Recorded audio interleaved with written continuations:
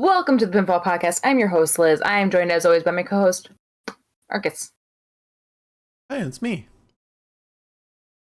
It's you. So what happened tonight? A lot of interruptions. I a meant lot of more. What are we missing recapping? signals. New Japan Strong, Windy City Riot. I don't think it's Strong. I think this is just New Japan. I think. I don't know. But yeah, shit was a ton of fun when it wasn't being interrupted by the stream going out or some dumb bullshit happening.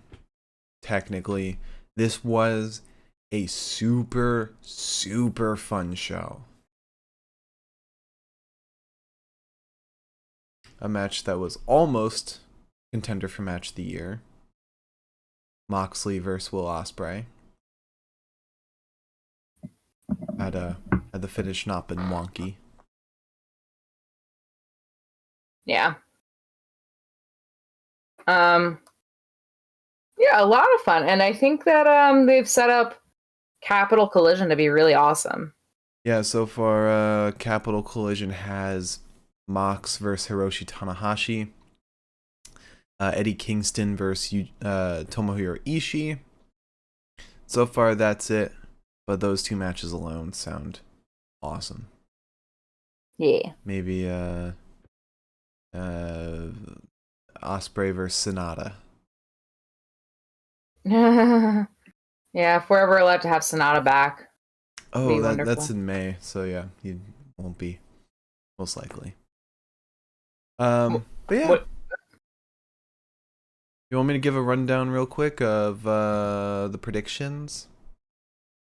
Well, I was gonna ask what is in May. You just said something was in May. May is Capital Collision, right? Oh yeah. Hi, Miriam. Good to see you. Welcome back to the stream, to the podcast, whatever you want to call it.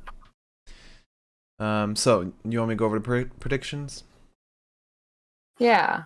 All right. So for those who are new to our predictions, we make a prediction on the outcome of every match. And with some extra ones too, maybe like today we did. And for every incorrect prediction, we have to do a dab of hot sauce. Liz, what hot sauce are you using tonight? So I kept telling everyone, I'm going to do something special for this podcast. I'm going to do something special for this podcast. Not ever doing anything special for either podcast that I promised this on. So today I decided to be a little bougie about it. And I spent about $20 on this. I bought what some have probably seen, the Truff hotter sauce. Because they've got a regular hot sauce, and then they've got a hotter sauce. No. And I got the hotter. What's bougie about that? It is made with black truffle. It's got red chili peppers, vinegar, organic sugar, garlic, salt, black truffle, and then olive oil infused with black truffle essence. Ooh. Yeah. So it's a little bit on the bougie side, but I kept saying that I was going to do something special and then never did anything special, so. Spicing it up for Windy City Riot. Yeah. I am opting to go with Hell's Kitchen hot sauce. I don't know if I've had this one on the show before, but this is Undercover Love Ancho Chili Sauce. I don't know if this is expired. I didn't see an expiration date anywhere on it. It's years old. I'm hoping it's not expired. Mine's brand new. Yeah, I know. Because we bought it today. I was with you. I also bought Malden sea salt flakes, and that was pretty much like the best purchase I've ever made. And whoever has the most correct predictions will be dubbed the Pinfall Podcast Prediction Champion. Liz, you are the reigning and defending, undisputed Pinfall Podcast Prediction Champion. That's what they call me. After Hyper Battle. New Japan's Hyper Battle. So, how did you do this time? I got 5 right, 4 wrong. And so did I. We got the same right and same wrong. And mind you, we didn't make this exact same predictions. We split. We kind of split down the middle. So now, unless anyone has any ideas in the chat, we are gonna settle this with a coin flip. Now, a lot is riding on this coin flip. Whoever loses this flip has to take a punishment. Whoever wins not only becomes the champion and deals out a punishment, but we're also gonna start passing along, holding on to this trophy. This is the new Pinfall Podcast Prediction Championship. An egg for this trying time. Mike, long time no see. Good to see you back here. Mike. He says the real winners are those who listen to us. Aw. Oh, Too nice. thank you. So yeah, this. Or one might say, that was too sweet. Whoop whoop. And I'm out, boys. All right. So let's decide. Heads or tails? Tails never fails. The last time he did this. Tails never fails. It's God's will. Can't see. It's heads. I win. I am champion again. I am the Pinfall Podcast Prediction Egg Champion. I'll continue playing this game, but I'm playing under protest now. Oh, are you? Yeah. So, my punishment to you. And I wanted to do this weeks ago. I had this plan for WrestleMania. Great. I wanted kind of a similar game to what we've been doing. I want to bring back Guess Who at a certain point, but not now. But next time I win, I'll be doing Guess Who. Bringing that back. This time, before every match, I'm gonna give you a location. And you tell me a wrestler from that location. From that they're booked from. Or that they're billed from. So for example, Marina Shafir is not billed from Albany. She's billed from elsewhere. Correct. So if I give you Albany and you say Marina Shafir, that would be wrong. Okay. And you have to do an extra dab of hot sauce for every one you get wrong. I'm going to give you... You're going to have to bring me some more chips. I'm going to give you 3 per match. That's what we normally do. We normally do 3 wrestlers, 3 songs. It'll be fun. It won't be that bad. Okay. All right. I will need more chips, so I can almost guarantee you that much. Okay, then let me pass along these chips to you real quick.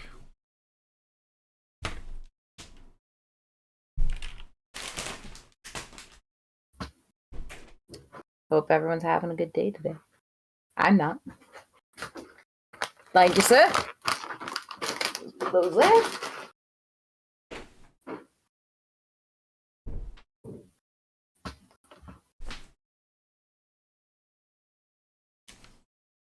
Okay. Now. Okay. So now that we have the punishment set, we know who the champion is. You wanna dive into Windy City Riot? Yeah, let's begin. I've got a question though. Who won the dark match? We didn't talk about that at all. We didn't. I crossed it off because I think we said if it wasn't on TV, we wouldn't count it. I know. I was just curious about who won. Let me see. I wonder if the results are up on Cage Match yet. Windy City Riot. No, results are not up yet. I assume Chaos won. Rocky and Yuta. I feel like that's a safe bet. Alright. So first up on the card for Windy City Riot, we had The Factory versus Clark Connors, Carl Fredericks, and Yuya Uemura. But before the match, QT Marshall gets on the mic and he says, I know we got off on the wrong foot. Tonight we're going to see once and for all what the greatest dojo system in the world is, The Factory or LA Dojo. And we both picked LA Dojo to win. Yes.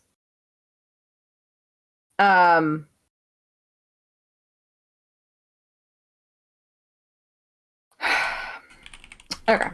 This was a hard one.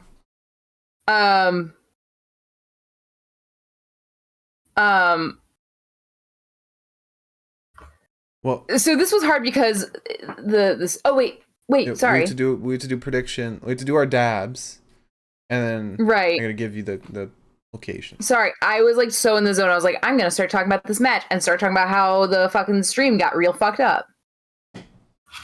But let me. All right, we got a dab. Hot sauce. This one's a little small because I want to test. It's been a while since I've had this one. I also want everyone to know that I burned the shit out of the roof of my mouth. So eating chips and hot sauce is gonna be a real fucking exciting adventure.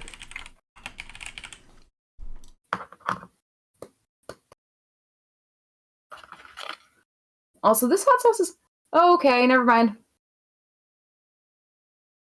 I was going to say this hot sauce is kind of thick and it takes a little while to come out of the top, but it just poured out.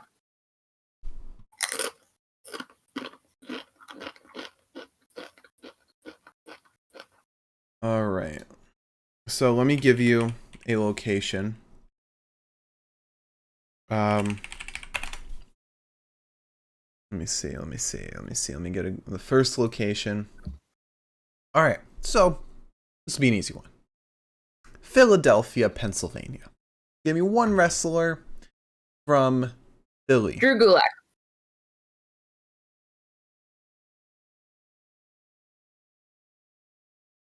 No. Really? Yeah. Where is he built from? I can tell you Drew.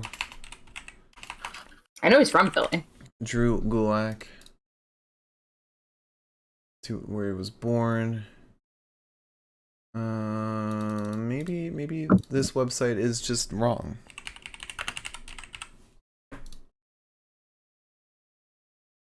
Okay, he's billed from University City, Philadelphia, Pennsylvania. So am I safe? Yes. Okay. All right. So, let me give you another one.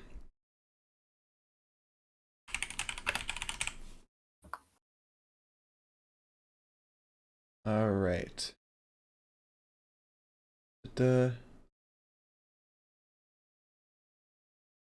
So, Dublin, Ireland.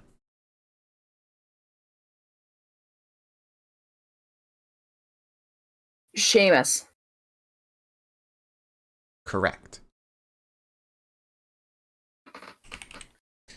All right.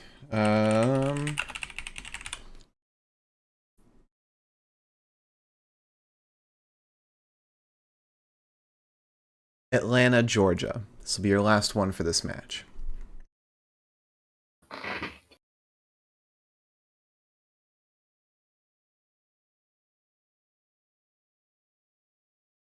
Atlanta, Georgia. Oh, God. There's a lot to choose from. Is there? Yep. I don't know. Shelton Benjamin. I don't know why that was like the first thing that came to mind. Show me Shelton Benjamin. Watch, it's like probably like fucking, I don't know, Rhode Island. Shelton Benjamin is from Orangeburg, South Carolina. God damn it. You could have chosen.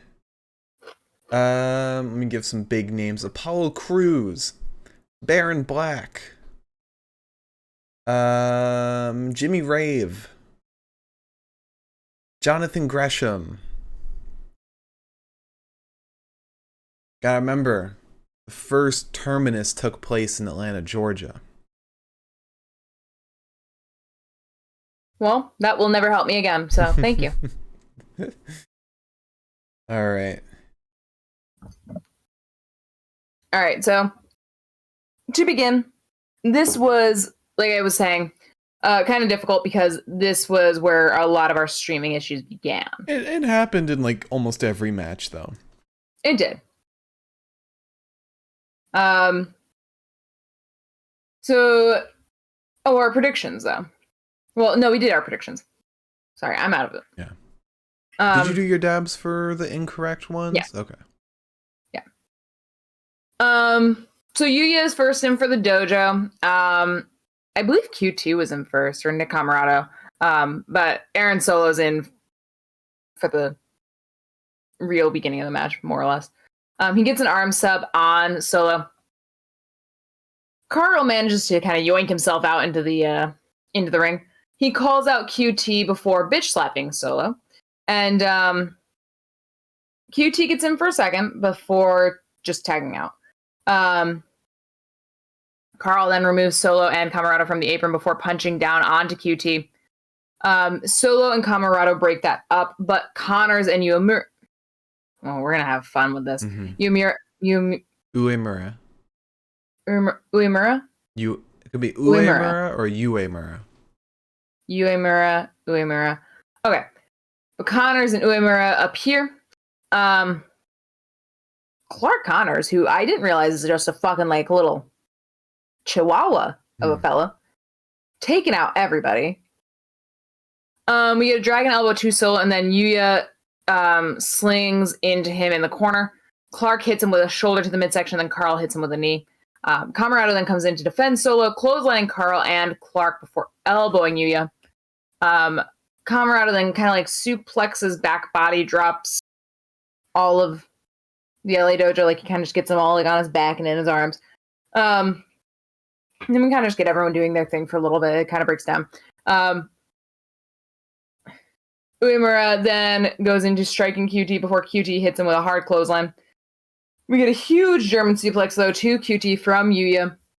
Uemura then lifts Camarado. Camarado gets down. Still pretty impressive. But he gets flung from the ring. Carl and Clark then go and they fly out onto Camarado and Solo. However, when QT is in the ring, he hits a low blow onto Yuya and then a diamond cutter for the win. Yeah, honestly didn't expect that, but given how the next match goes, should have expected it. But it was still a pretty fun match. Good, decent way to open the show. So up next we have Team Filthy versus Alex Coughlin, Chris Dickinson, Fred Rosser, Josh Alexander, and Ren Narita. And we both picked Team Coughlin. Yes. All right, you ready for next locations? Yep. Okay. So next up is Toronto, Ontario, Canada.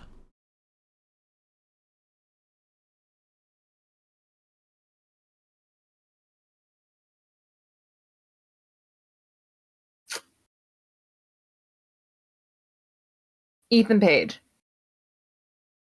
Show me Ethan Page.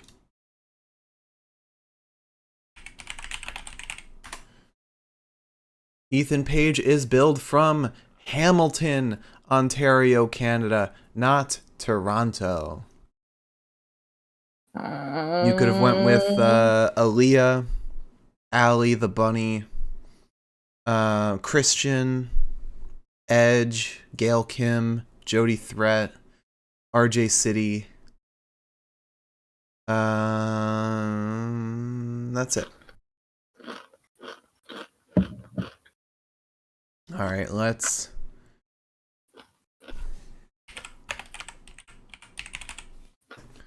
get another one.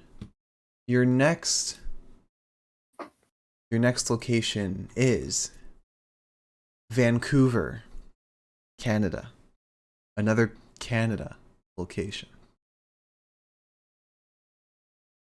Kevin Owens. Show me Kevin Owens / Kevin Steen. Kevin Owens is billed from Maryville, Quebec. Yeah, I kind of figured because he's French Canadian. You could have picked El Phantasmo, Kyle O'Reilly. Stop pouring so much on your chip, Elizabeth, then your mouth wouldn't be on fire. All right. Now, let's go. Let's try and go with something that might be a little easier for you. Never mind. There's one person from there.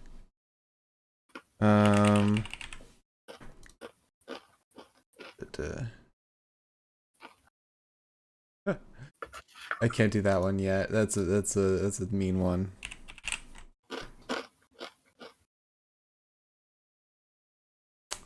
Some of these, like, they don't have pages for, so I can't pull up who's from there.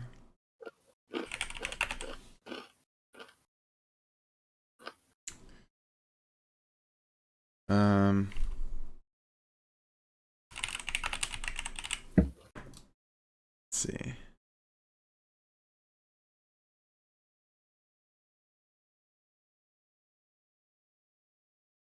God, why is this so difficult? There's a lot of places in the world. But there's also, like...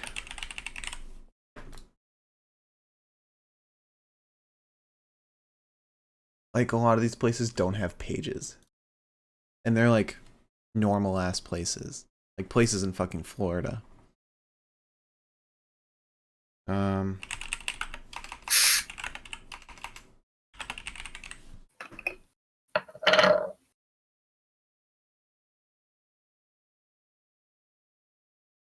Okay. Next. Monterrey, Mexico. And let me tell you, there are a lot of wrestlers listed here. I can't say for sure that they're all ones you know, but there are a lot listed.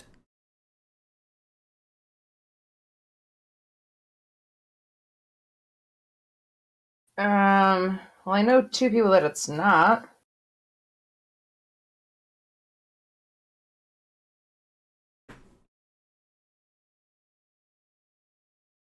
I don't know. Arez.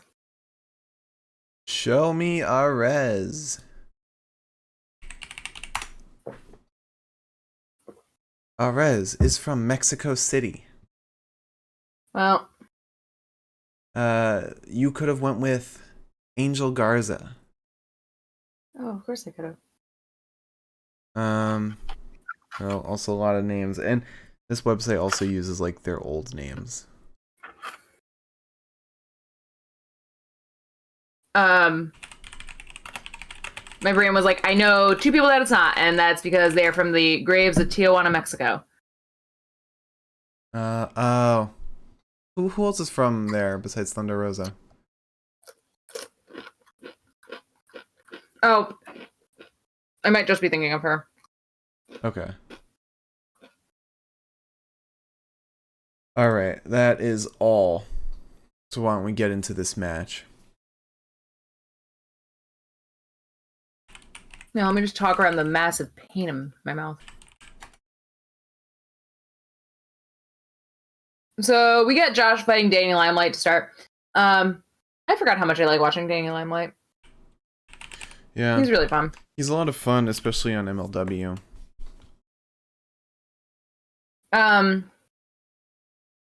So we get a dropkick and a clothesline into a DDT. To Josh, Royce Isaacs and Jarrell Nelson get him. Royce is disposed of pretty quickly while Josh just kind of tosses Jarrell around. Then Coughlin gets in. And he's out of the black trunks now. He's like moved up. Yeah. So now he gets like trunks that are actually, you know, colorful. Mm-hmm. Coughlin chops Nelson, and then we get a belly to belly before he tags out to Ren. We get a double hip toss to Nelson from Coughlin and Narita. Coughlin then attacks Kratos. Royce Isaacs gets in. Ren is only kind of beaten up for so long before striking and hitting the double underhook suplex with a bridge, and a beautiful bridge at that. Then Dickinson gets in. He takes on West Coast Wrecking Crew as a whole until all of Team Filthy comes in and beats on him. Then Kratos gets in, and Dickinson goes shot for shot with Kratos before Kratos just kind of manhandles him. Danny Limelight gets back in. He's yelling at Dickinson, who's kind of powering up. He chops Limelight. Limelight then taunts a little too much. He gets clotheslined out of his skin. Then we get Rosser in against, who was the masked man? What was his name? Black Tiger. Okay. I just want to make sure I was correct on that. So Rosser is in against Black Tiger. He takes out Evram, but gets sidelined by Black Tiger and Danny. There's some clotheslines to Rosser, and then Rosser gets sent out, but Josh Alexander is there, and it really just fucking breaks down. Coughlin suplexes Kratos. He dodges Limelight, who goes right into the arms of Alexander. He gets dropped on the apron. And at this point, both myself and Kevin Kelly, we have no clue who's fucking legal. At this point, we had forgotten. Then we get Rosser versus Black Tiger, because I'm pretty sure those were the last two legal people. And there's a Gutbuster to Black Tiger, and then a Chicken Wing submission for Rosser to win for his team. Yeah. It was a very fun match. I'm surprised Josh Alexander wasn't in very much, given his status and impact. Yeah. But right after the match, Tom Lawler comes out to celebrate with his team, and then Yuji Nagata comes right out to set up for their match. Tom Lawler versus Yuji Nagata, but on the mic, Nagata says, "Fight for your belt, I'll kick your ass." Because originally, was supposed to be not for the title. Or the NJPW Strong Championship. But then it became for the title. Yeah, which is why I chose Yuji Nagata instead of Tom Lawler. Yeah. I picked Tom Lawler anyway, so still came away with this one. And here is your first location. Pensacola, Florida.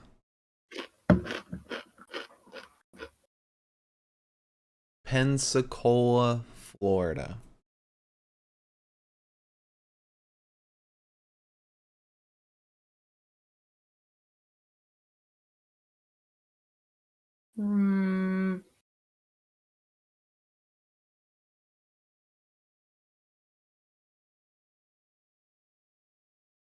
I don't know.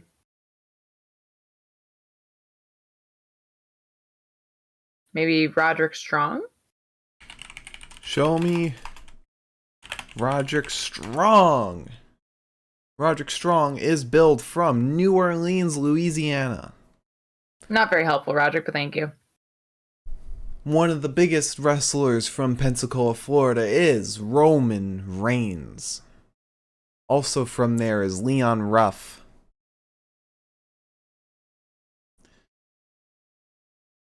Okay. All right. So, next up, Let's see. We have. There's only one person from there.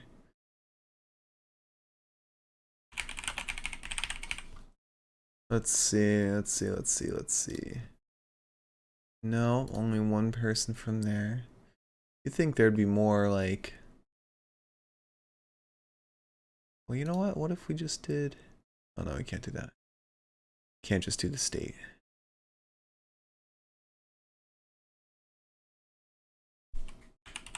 Wish I could. Oh, that's also Atlanta, Georgia. We already everyone did to look that. at my cute little curled hairs. Huh? While you figure that out, I just want everyone to look at my cute little wispy hairs. I don't know what they're up to. I don't know what her problem is.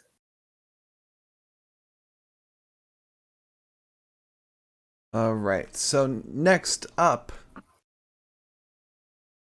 I'm gonna butcher the pronunciation of this name, but you have Coahuila, Mexico. Oh, I don't know. Coahuila might be it. Mexico. Got two cities, Monclova, Torreon.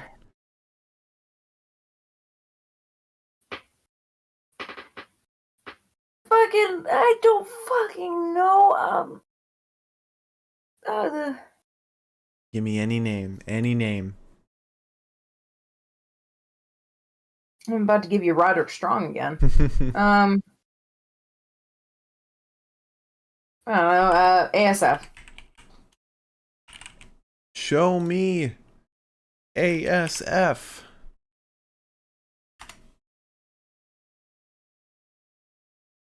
Okay. Tell me where fucking ASF is built from. He is not on this website at all. Can you not look him up? Profight DB. ASF is from unknown.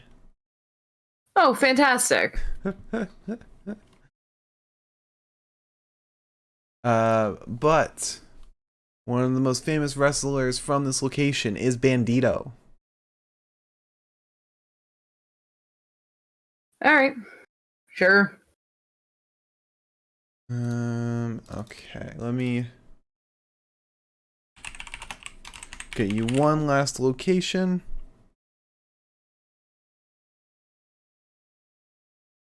All right, this should be an easy one for you.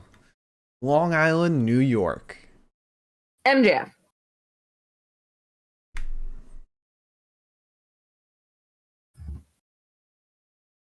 He's literally from Long Island. I can already tell you he's not built from Long Island. Is he not? He's built from New York, like New York City.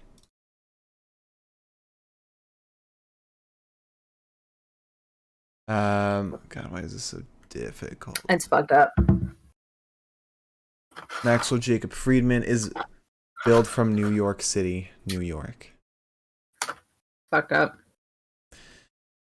Could have went with Matt Cardona, Kurt Hawkins. Yeah, I know all the people I could have gone with. Mick Foley.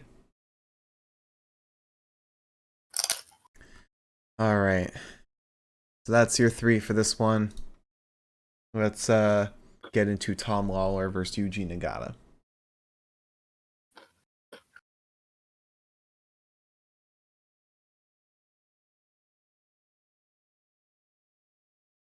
So, Lawler starts pummeling Nagata before being pulled off. Yuji turns it around briefly, but mostly he gets a big boot to Lawler, then a dropkick, then another big boot. Lawler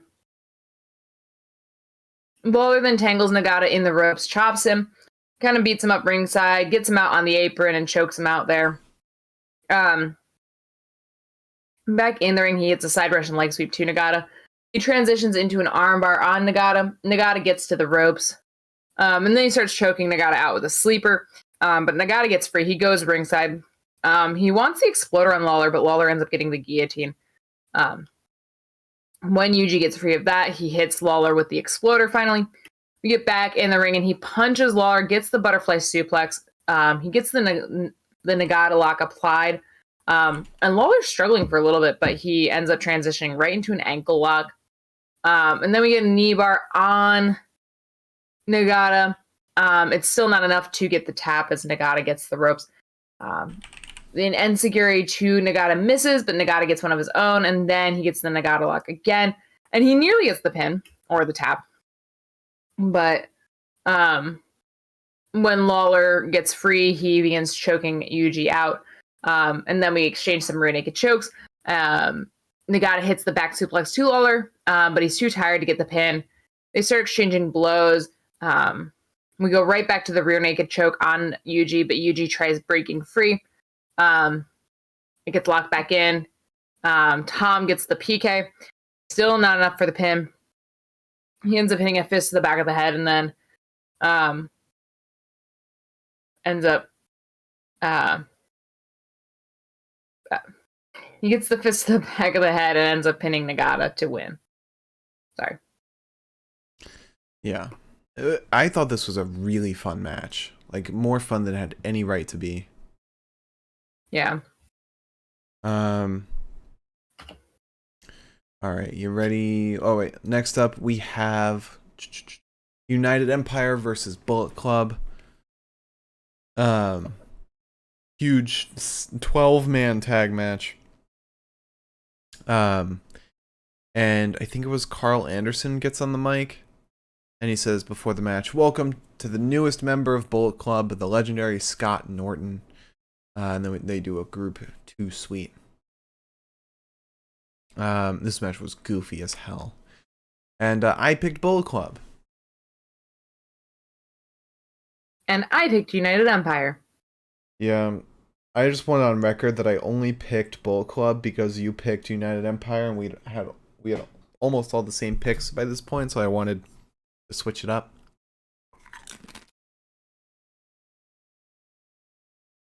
Yeah.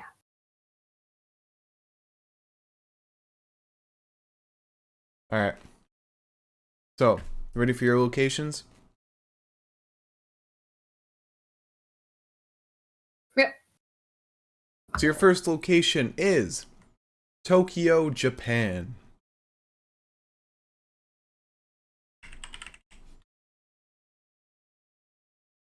Kazuchika? Show me Kazuchika Okada. Kazuchika Okada is from Tokyo, Japan. Kazooch! Your next location is Seattle, Washington.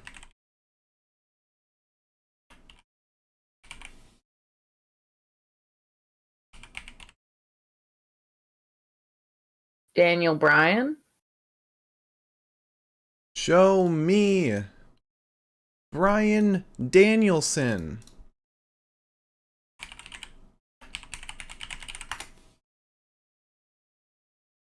Bryan Danielson is built from Aberdeen, Washington. Ah. Motherfucker. Alright, and your final location is Dallas, Texas.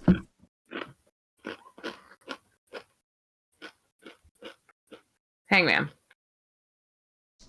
Ooh, I'm sorry. Yeah? But Adam Page, I know for a fact, is billed from Aaron's Creek, Virginia. Oh.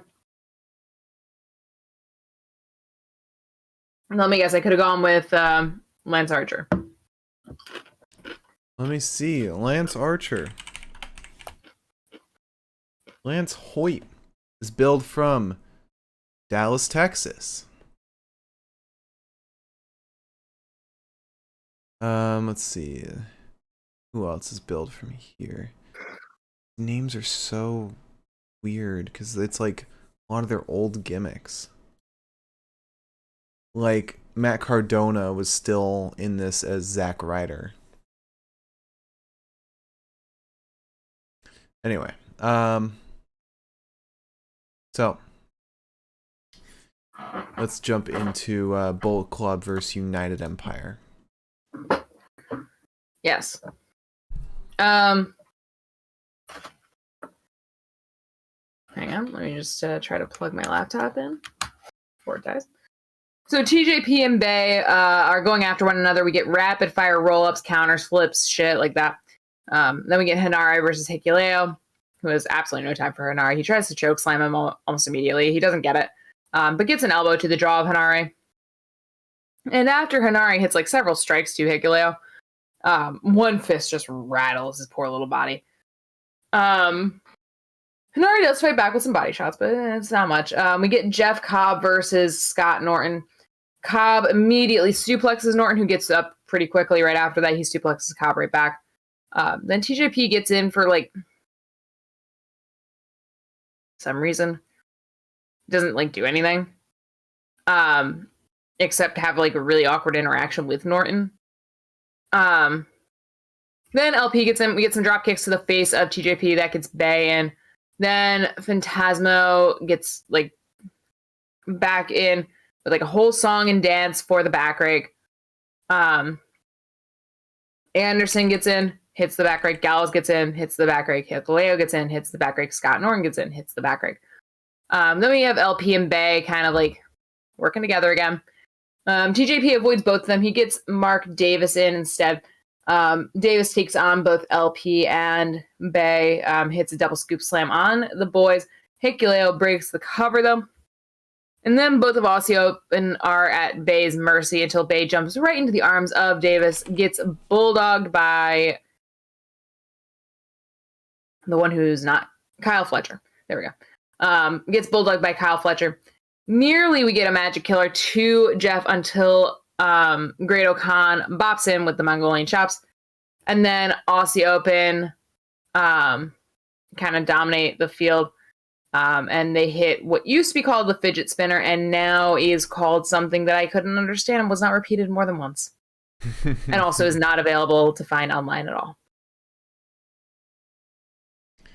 Yeah, it was so fun. This was like the goofiest match on the entire card. It was so fun. Yeah, definitely. But you could tell Scott Norton was frustrated when he was messing up his spots because he angrily really tagged out. I didn't notice that.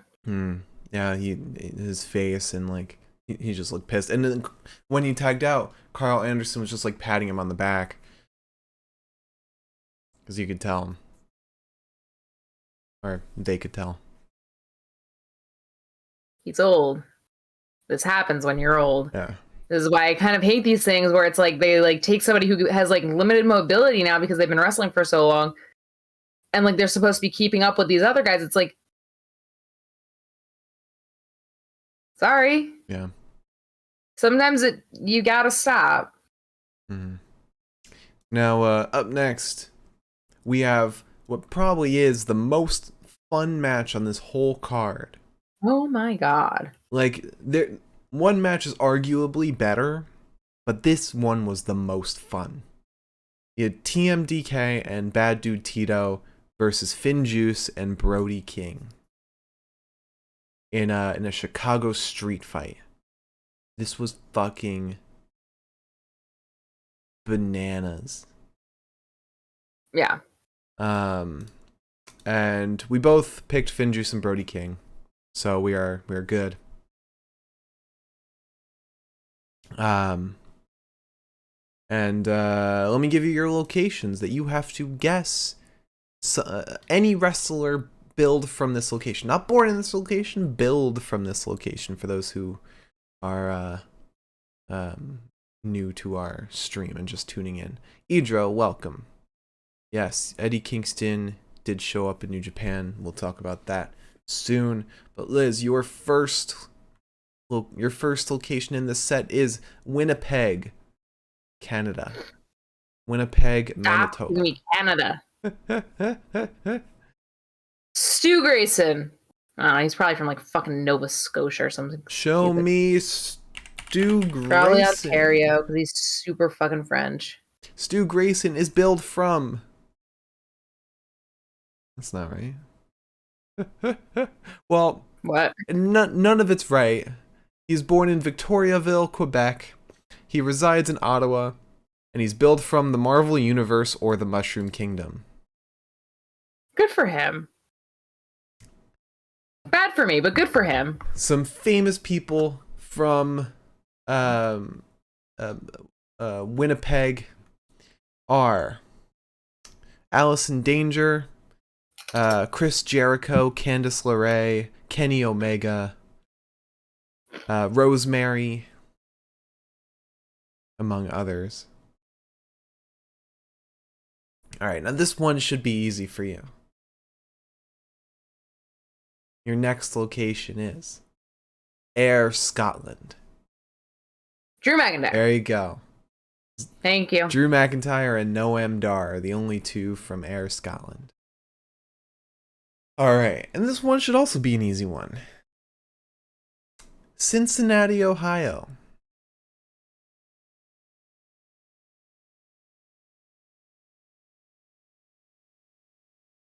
Johnny Gargano? Show me Johnny Gargano. Jonathan Gargano. He's from Cleveland. Wardlow's from Cincinnati, I think. Show me Wardlow. Wardlow is from Cleveland. Oh god, they're all from Cleveland. Three big ones from Cincinnati are John Moxley, Brian Pillman Jr., Angelo Dawkins. Let's see, any others? No, it doesn't look like it. All right. And that's your third and last for this set. Now let's jump into what is it? Chicago Street Fight. Yeah. We start with a weird chair brawl. And it's just everyone doing everything, fighting each other. Brody has Shane, Bad Dude Tito has Juice, and Finlay has Jonah. Or vice versa. And then the signal goes out. So yeah, this happened for so long, this one specifically. Yeah. When we came back, we were watching Brody getting brutalized by all the other guys. Juice then sprays a fire extinguisher and Finlay dives out onto everyone. Then we get some bad camera angles abound. Finn Juice have trash cans. They're wailing on Shane, I think. We can't quite see because the camera guy has the camera guy has the worst seats in the house for this particular spot. Which I was like, that's not how that's supposed to work. Yeah. Juice then gets completely sidelined by Jonah before Finlay gets Shane to the ring. Brody and Juice are there, and the signal had gone out here too as well. Finlay at this point was taking on Jonah. We get a chair to the stomach of Jonah. Everyone splashes him in the corner. Everyone cannonballs onto him, and then we get a chair slapped into his balls. And Brody King is pleased with his work. Jonathan is then laid across several chairs that are set up as Juice goes to dive down. But Tito attacks him. Jonah sends Brody ringside.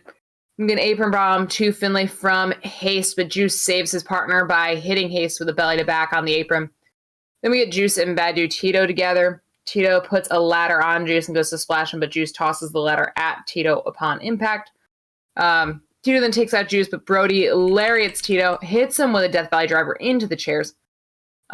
He then hits Shane Haste and puts a trash can on him, who Shane decides to offer one singular little kick. And then gets chopped and, in typical Shane Haste fashion, just oversells the shit out of it. Oh my god, yeah. He did a flip backwards and landed on the top of the trash can, so on his head. Also, mind you, 5 seconds after the actual chop. Yeah. Jonah then hits Brody with a metal tray of some sort, staggering him. Jonah puts Brody in a chair, kind of cannonballs onto him. However, we get a metal tray to Jonah from Finlay and a drop kick into it. But Jonah hits David right in the head with that tray. Tito takes out Brody. Hayes takes out Juice. It's just Jonah and Finlay. Brody gets sent through a table by Tito. We don't get to see that. Shane is then choking out Juice, and then all three men are targeting Finlay. Finlay gets sent into a ladder and then is cannonballed onto by Haste. We get a blue thunderbomb by Tito, but Finlay ends up kicking out. We get a kick to the shoulder blade of David from Shane Haste, and then Tito starts stomping on him a little bit. And we get some unprotected kendo shots to the back of Finlay as he's being held against the buckle by Haste and Tito. But Juice saves his ass once more. At this point is Brody and Juice getting justice for Finlay. There's lots of chairs, but it gives Team MDK and Tito time to get back in. They basically toss chair after chair after chair after chair after chair into the middle of the ring for no reason, because it doesn't it just wastes time. And Juice then goes up top after the ref saves Tito's ass because the one chair in the middle of the pile of chairs was unfolded accidentally. My hair just scared me. It fell down. I was like, what the fuck was that? But yeah, there was a chair that was unfolded and upside down, and the ref just gently dragged it out of the pile and just put it off to the side. And I was like, thanks. There's a superplex to Shane from Brody into those chairs, a superplex to Tito from Juice into those chairs, and then a powerbomb to Jonah from David into those chairs. Juice then removes all the chairs, and Tito comes up. Juice spears him through the door, though, which completely disintegrates upon impact. Jonah then spears Brody on the apron, tsunamis him on a ladder that was set up between the ring and the barricade. God, that ladder crumpled. Yeah, that was bad. I mean, not bad, but that was whoa. Yeah. Jarring. Then we get Haste and Finlay going at it. They're exchanging blows. We get a brainbuster into a chair to Haste from Finlay, and then Jonah hits Finlay with a sledgehammer. As Finlay is going at Jonah with what was it called? Why am I forgetting? I'm forgetting the name of it.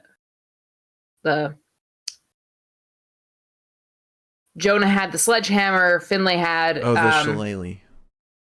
The shillelagh. Thank you. Completely forgot that. And Jonah then almost breaks the shillelagh, but Juice comes in, stops Jonah from doing that, hits him with the pulp friction, and then Finlay hits the aerial acid drop.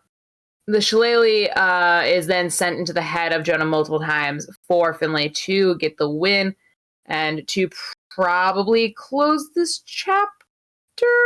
Hopefully. At the very least, closing the Finn Juice aspect of this chapter, because we are probably not seeing Juice Robinson in NJPW anymore.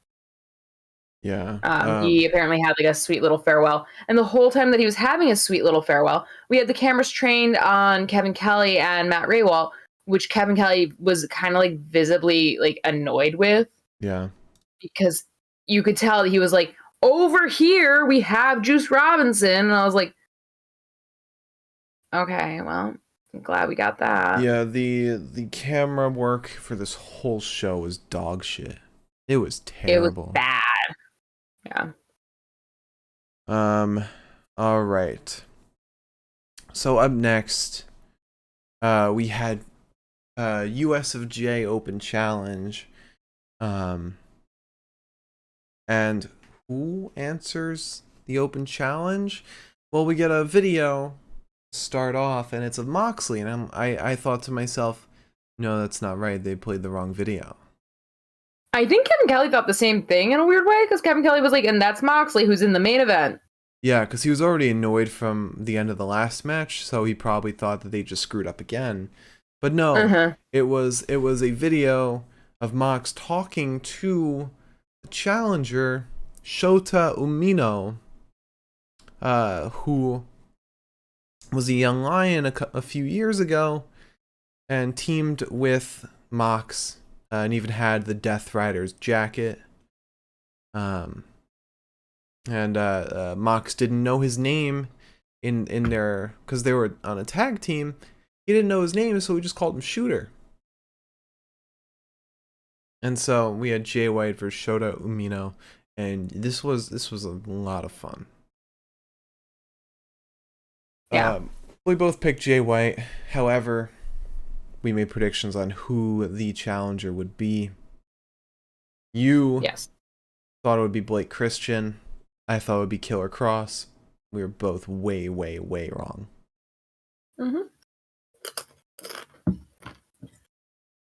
All right, so get ready for your next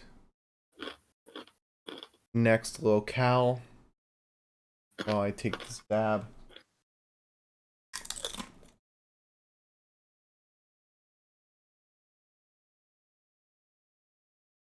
All right. So,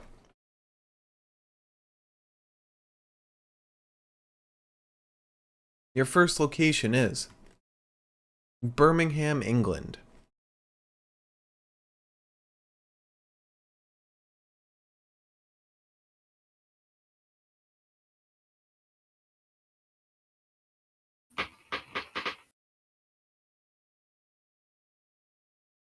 Birmingham. I feel like England. I feel like I know.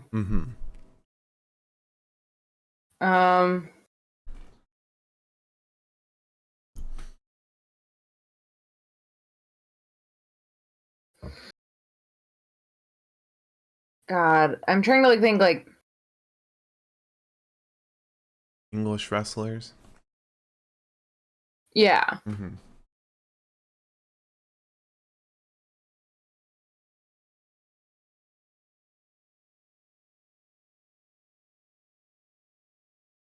What about Mr. Peter Dune? Pete Dunne is from Birmingham, England. Him and Drake Maverick are the two biggest names from Birmingham. Look at me. Look at you with the great guess. All right. Your next location might not be as easy. Okay. Bray, Ireland. County. Finn. Huh? Finn Balor, yes. Bray County, Wicklow, Ireland. There you go. Also from there, Jordan Devlin. Yeah, I don't know who that is. All right, and your third and final location for this set is Kawasaki, Kanagawa, Japan.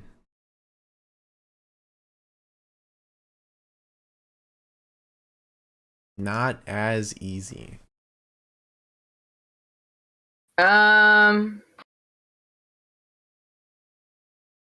Sonata?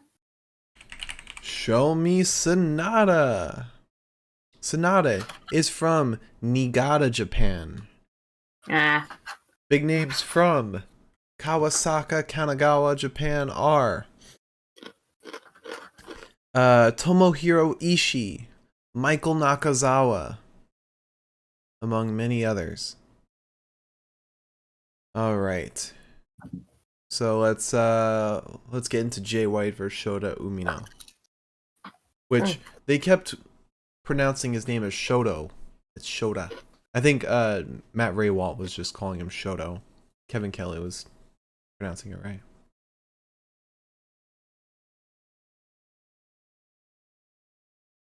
It's because Raywalt's too obsessed with Bishmon. Yeah. Yeah, so first of all, Shota is the son of Red Shoes, which I thought was the coolest little fact. Red Shoes Uno. And the moment they said that, I was like, oh, yes, he is. Same exact hair. And Shota wastes absolutely no time. He immediately starts attacking Jay. He hits him with a slingshot DDT that takes Jay to a 2 count. Then he gets him with an uppercut. Jay finally takes control after we lose signal again. However, we get a hard lariat to Shota with a little nasty, a little pepper.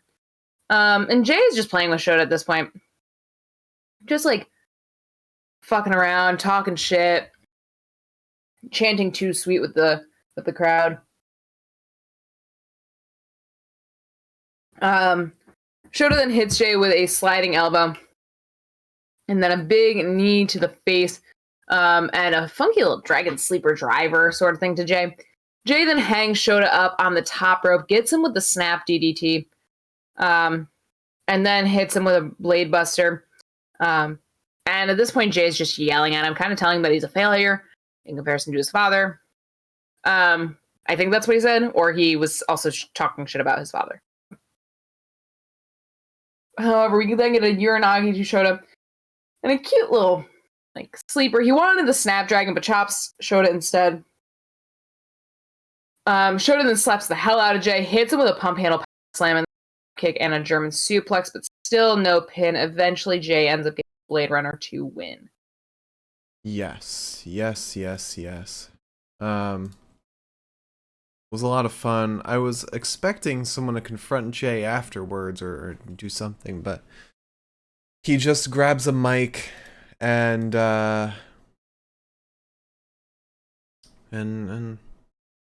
drops it. Looks like he's gonna say something, but no. Yeah.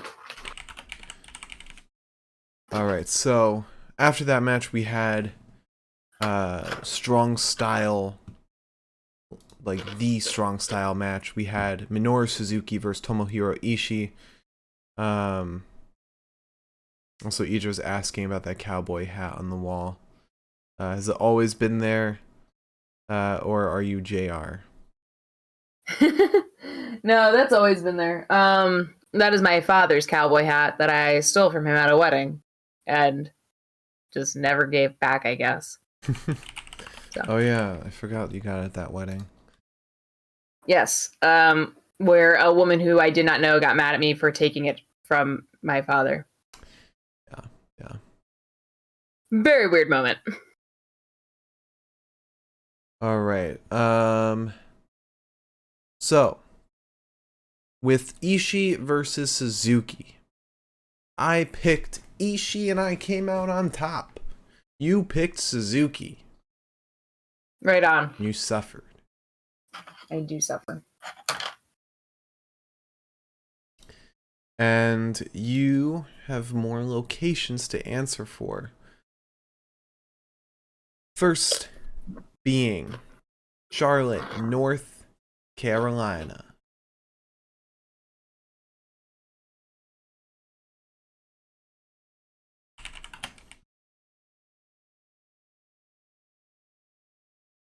There's like a million wrestlers from Charlotte, North Carolina. There are a lot.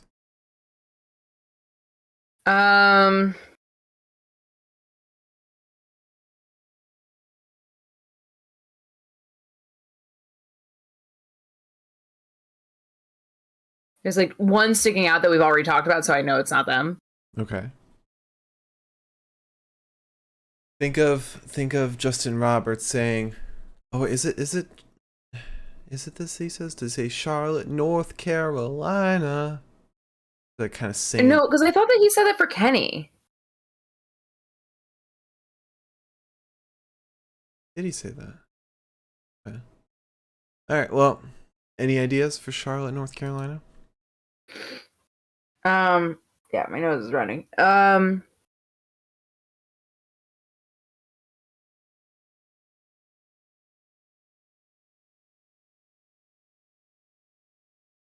I could be wrong, and I don't want to have to say this, but I could be wrong. Okay. But gut instinct is telling me. Mm-hmm. And maybe I'm just doing weird associations, but I think the Flares are from there. Do you want to give me one specific one? Rick? Show me Ric Flair. Ric Flair is billed from Charlotte, North Carolina. Yes, my weird associations did work. Fantastic. All right. Next up, you have Knoxville, Tennessee.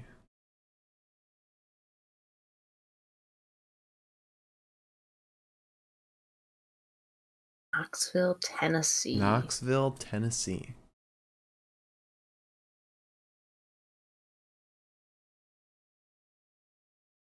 Mickey James? Show me Mickey James. Oh no, that's wrong. I'm wrong. Mickey I know James is billed from Richmond, Virginia. Yeah.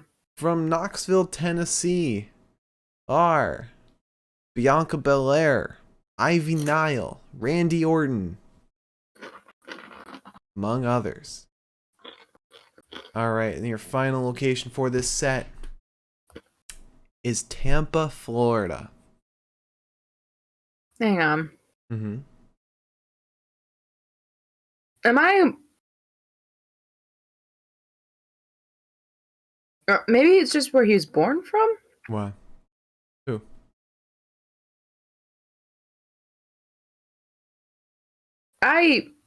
No, Randy Orton is built from St. Louis, Missouri. Is he? Yes. Okay. Then the site has it wrong. If there's one thing I'm positive of, it is that. Okay. Anywho. All right, Tampa, Florida. Oh, God. I know one person who's from Tampa, Florida. I will tell you there are not just a lot, but a lot of names you know. Yeah. There's one name that I know, and sorry. The Hulkster. Show me Hulk Hogan. Show me Bruce Banner. Oh, I'm sorry. Hulk Hogan resides in Tampa, Florida. But he's billed from Venice Beach, California. Of course Hulk Hogan would do this to me. The biggest one that you could have named from Tampa, Florida is Big E. Yep, that was next in my head. Is this guy actually from build here or... Okay, Roddy's built from New Orleans. We already said him. All right. So, let's go into Ishi versus Suzuki. This is Strong Style Evolved. Lots of strikes. They try to oh Jesus, hey there. Fucking, we've got a cat in this house. Yeah. When did that get here? What are you up to? Okay, ignore me then. Yeah, so they try to like choke each other. Just like alternating like chokeholds, and I was like, oh, and not like rear naked choke or anything, like just like that. Minoru kicks the arm of Ishii and then gets an over the ropes armbar. Ishii is sent into or over the barricade into the first row. And then we get chairs, and it's a chair fight, and then Ishii is expending some energy, striking Minoru. Hits him with like a power slam. Minoru then yells at Ishii, gets a number of chops for his troubles. We get several elbows to Ishii. It doesn't do the trick. One gets sent to Minoru, just rocks his shit, absolutely. And then we get some thick fucking elbows to one another, some headbutts, some big clotheslines that take down Suzuki, and a big forearm that takes down Ishii. Suzuki nearly gets the gotch-style pile driver, but Ishii breaks free. Sends out several headbutts, clothesline Suzuki, hits him with a vertical brain drop, the vertical drop brainbuster to win. Those headbutts, you could hear those. Those were fucking solid. Yeah, those made me nervous. Oh my god. Shibata's like cringing somewhere. I'm cringing here. So after the match though, Eddie Kingston comes out and confronts Ishii. And right when he's confronting Ishii, the stream cut out again. And we catch him say, I want you, May 14th, Washington, D.C. So a capital collision. It'll be Eddie Kingston versus Tomohiro Ishii. Sick matchup. All right, now we've got the main event. Jon Moxley versus Will Osprey. A hell of a match. And a bloody match, too, that had horrible camera work. Yes. Oh, and I did not look up more locations for you. All right, well... And you picked Will Osprey, so I'd like to see you eat some hot sauce. I did pick Will Osprey. Because I thought... I picked Jon Moxley.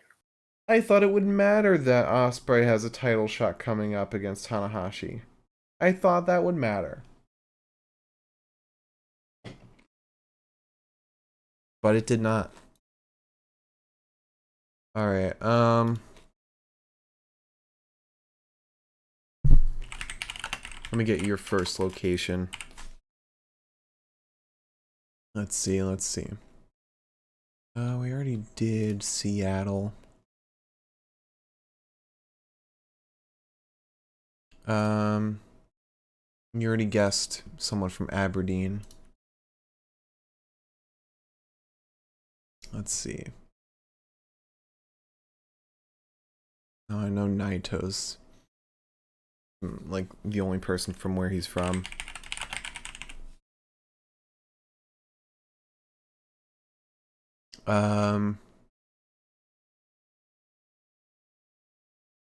All right.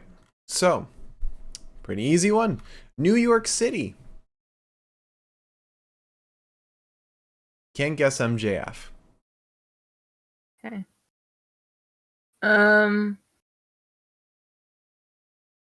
Is this an easy one? Should be. There are a lot of people from New York. One of the biggest cities in the world.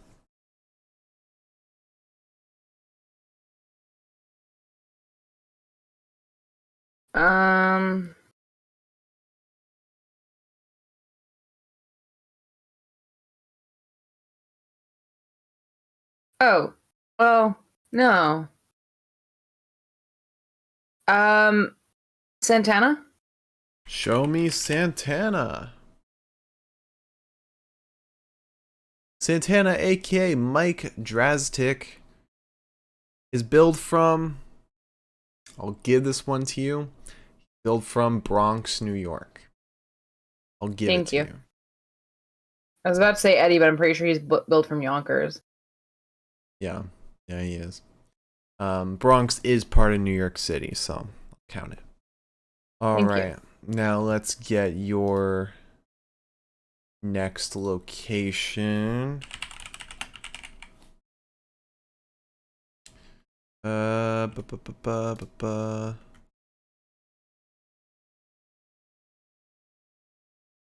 that's not. That's a tough one.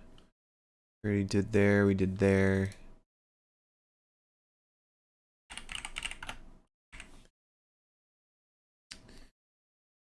All right, this should be an easy one. Name one wrestler billed from wherever. Orange Cassidy. There you go. There you go. All right. And one more. This is the last one.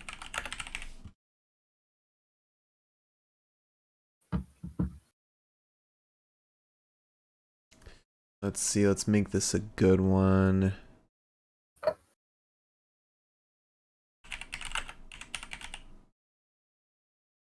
Let's make this a good one. Oh my god, why are all these people from random ass places?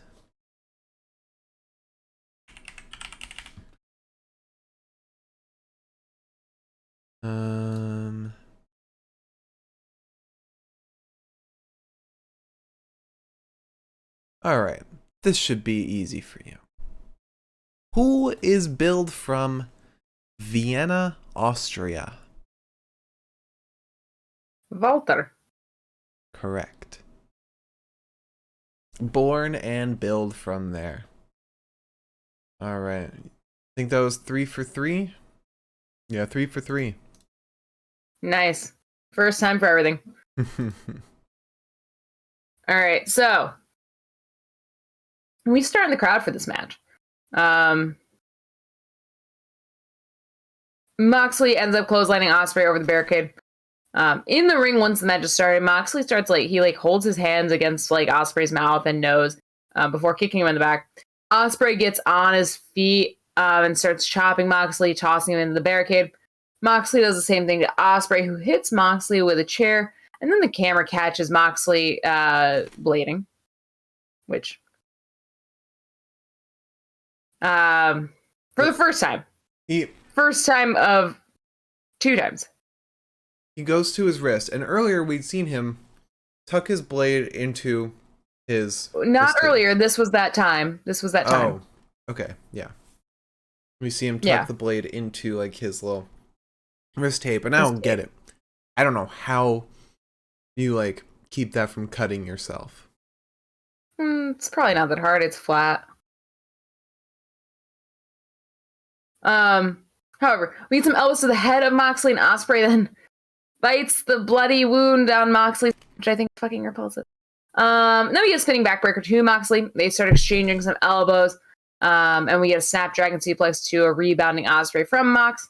Mox then drop kicks Osprey into the barricade. Blades again in full view of the camera this time. So, which, mind you, Osprey was also blading, and it's partially Moxley's fault that this happened the way it did.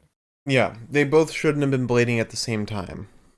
But a good technical director would have told the camera guy to shoot something that's not either wrestler. Somebody from United Empire. Someone from the crowd.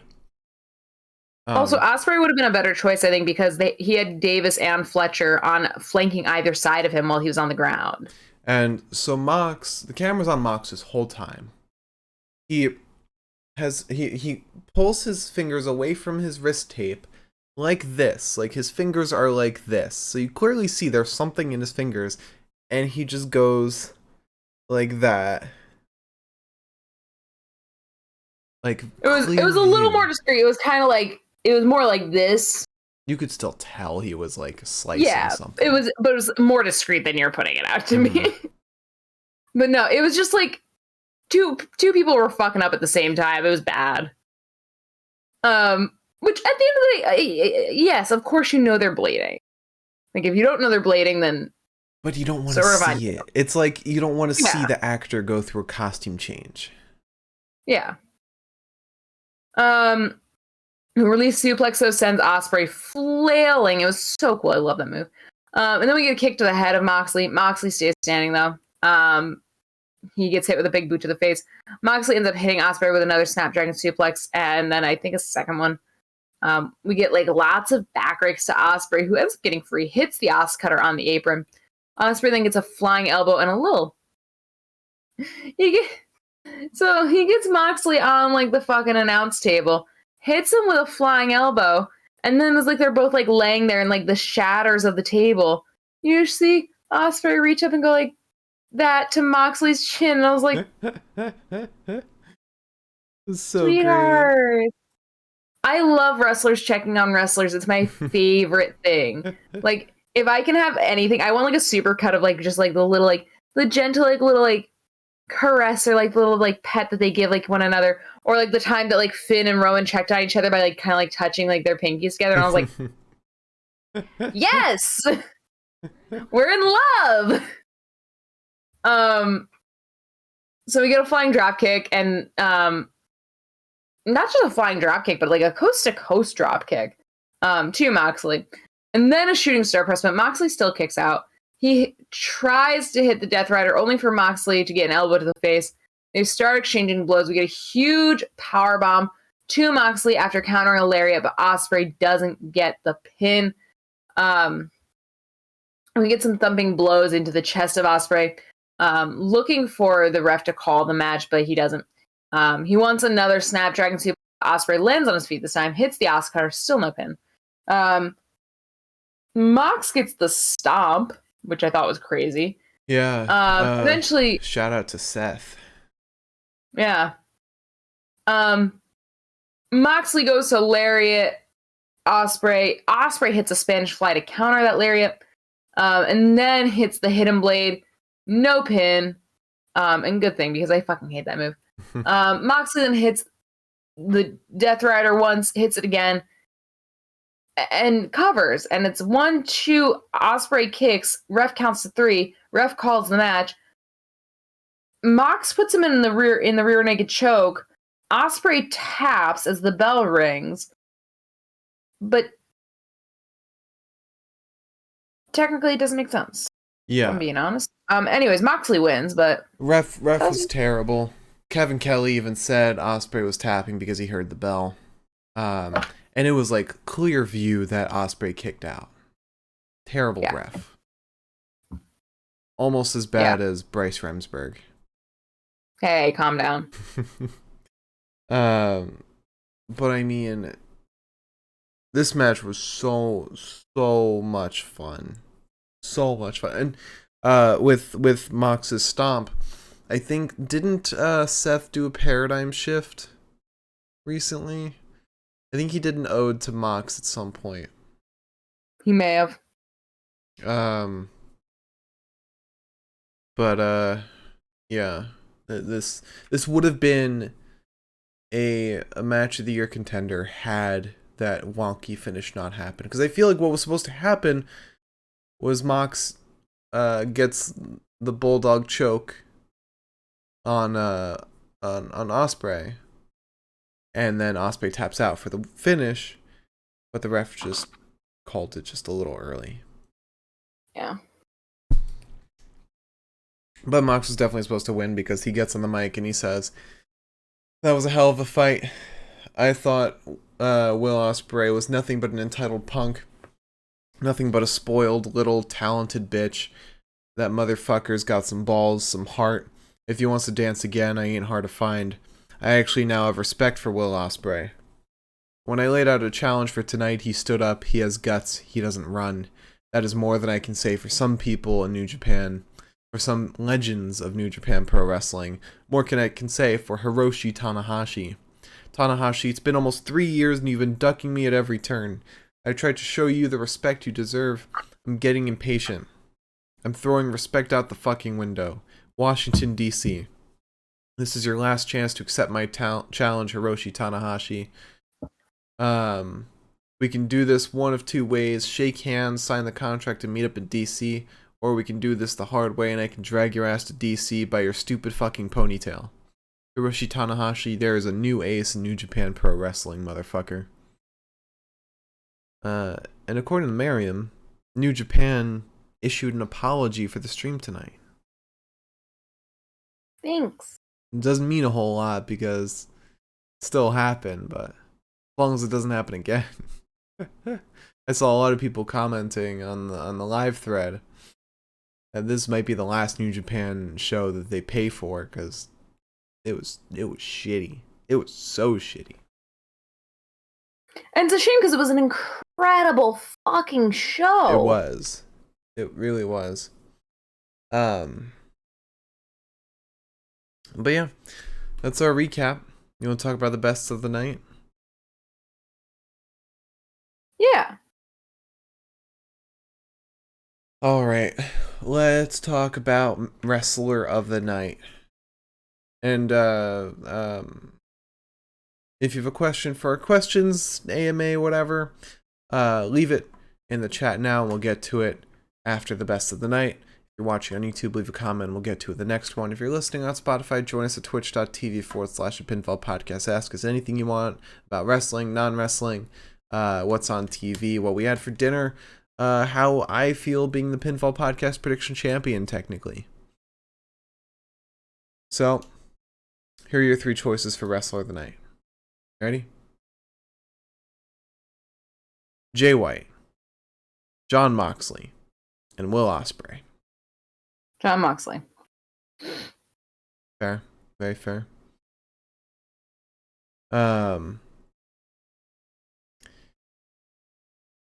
Okay.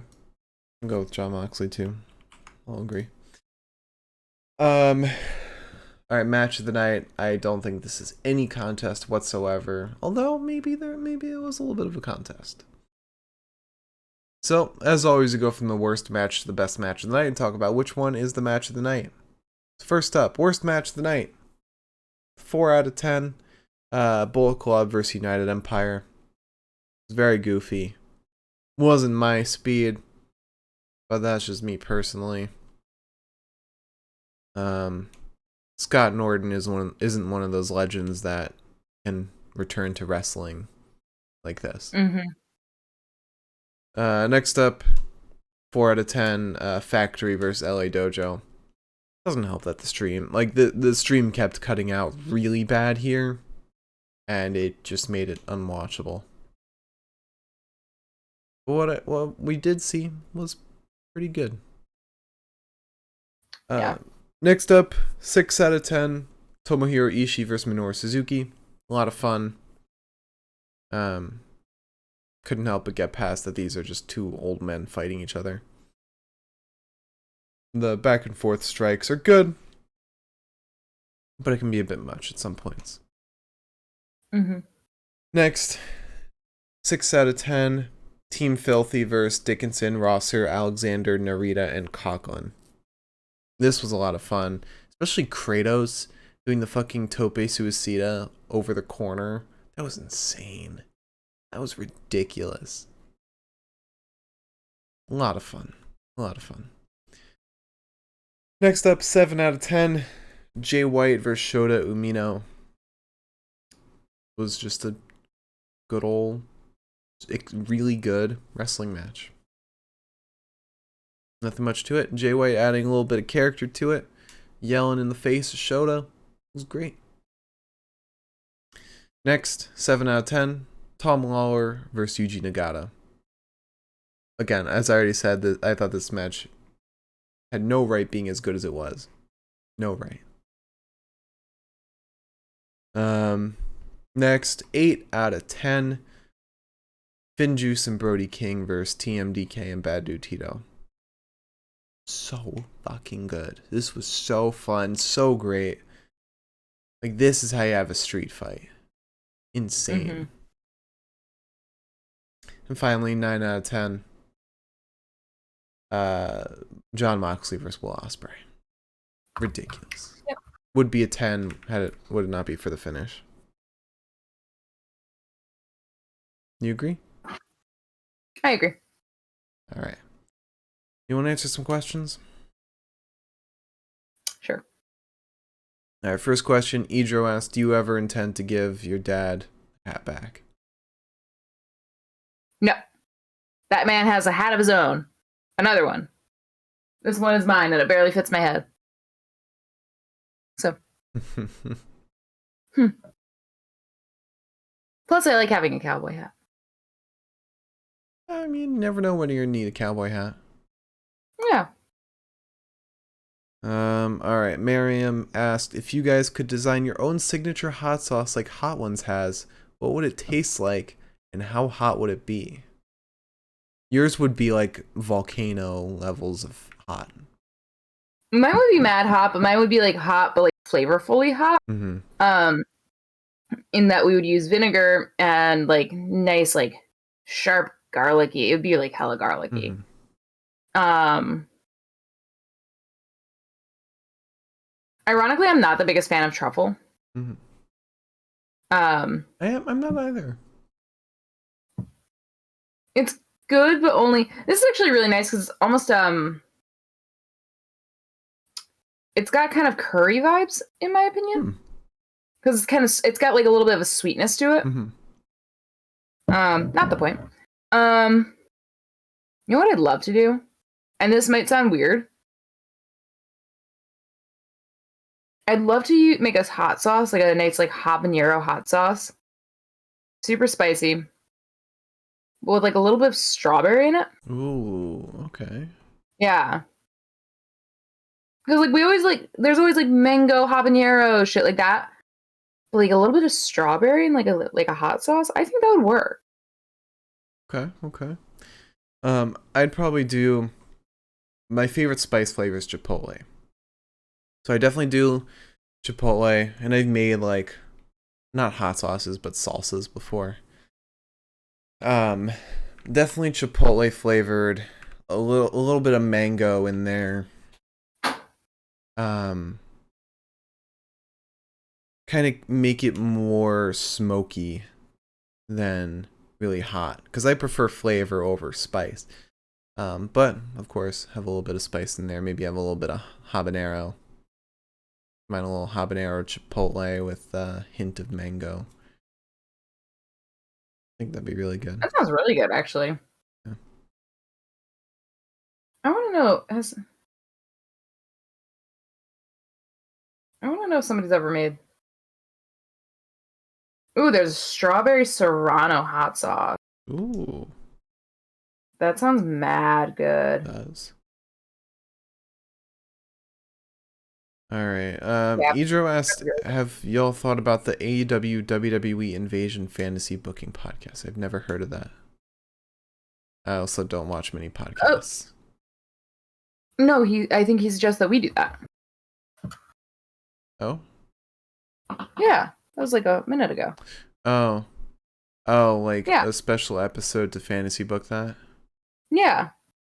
I think that'd be really fun. I think the only problem that we've had recently is that with like and just WrestleMania like shit and then like the fallout from all that. Yeah. But I still think that would be a really fun thing to do. And I think that'd be something that we would have a lot of fun doing.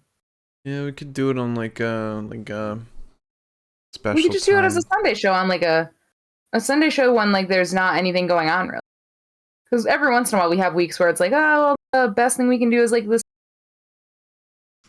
fucking regular ass New Japan warm up show, you know? True. Let's see. What do we have coming up this weekend? Like a Golden Fight series. Oh, we have Rebellion. Yeah, well, this weekend we can't do anything. Yeah. That's. Yeah. Yeah. Weirdly enough, I had the same thing where I was like, oh fuck, that's this weekend. Yeah. Are we doing a podcast for Rebellion? Since we're going to it? No, because I believe we're busy on Sunday too. Are we?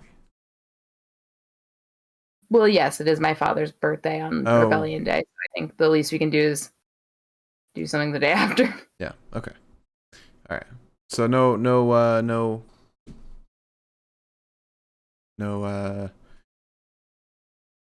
weekend show this coming weekend. However, we won't have one the weekend after because we'll be on vacation. We should talk about what we're going to do during that time that we're on vacation. We won't be recording anything then. Yeah, but we can talk about that. Okay. Later. But yeah, no, I think that would be a really fun stream to do. Yeah. And I think that's something that we should try to find time to do. Yeah. Especially as like more and more rumors are coming out about people might be defecting to WWE versus AEW and some shit like that. So yeah. I think that'd be super fun. Yeah. All right, that's all the questions we got. Liz, you have to close out the show. If you tuned in tonight, thank you so much. And if you tune in the future, thank you so much. Happy Passover, Ramadan, Easter. Easter's today. It's a holiday for everybody. Yeah. Please tune in on tomorrow when we do our WWE 2K20 stream where we're gonna do a paper and I'm gonna try to not be. We got Money in the Bank, big card. Main event: Zack Sabre Jr. versus AJ Styles. Card subject to change though. Because remember they're, yeah. We will be back, like you said, tomorrow. Around the evening time. We'll tweet out when we're going live, which is at Pinfall Podcast on Twitter. Pinfall Podcast for all of our other stuff: YouTube, Spotify, Twitch. I'm at the Mark Cameron. Liz is at Eliza Elaine23. We'll see you all tomorrow for 2K22. Until then, have a great holiday, whatever you celebrate, and a great rest of your weekend.